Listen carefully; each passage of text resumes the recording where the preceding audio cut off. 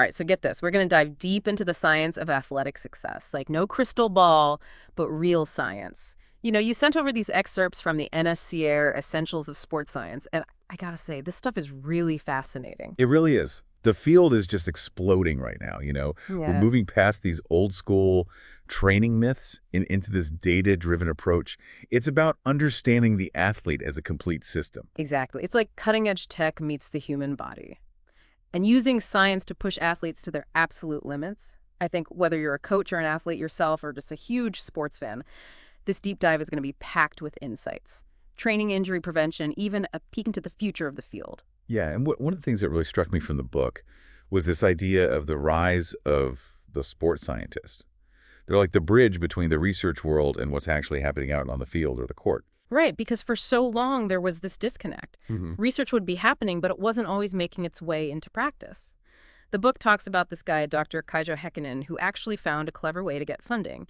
He connected resistance training to health issues because there was more funding available for that. It's amazing how creative people had to be. Right. It just shows how important it is to connect research and application. Yeah. But it's not just about collecting data, it's about understanding what it means. And that's where statistics comes in. Okay, I'll admit statistics isn't my favorite subject, Yeah, but I'm starting to see how it's like a key that unlocks the secrets hidden within the data. exactly. And this book does a great job of explaining the core statistical concepts that are important in sports science. You have your basic descriptive statistics like averages and ranges, which give you a general overview. And then there's the more complex inferential statistics like hypothesis testing and correlations. These help us dig deeper and understand how different factors relate to each other. So it's like having a toolbox with different levels of magnification. We can zoom out to see the big picture and then zoom in to examine the details. I like that analogy. And the true thing is we can apply these statistical tools to almost every area of sports science.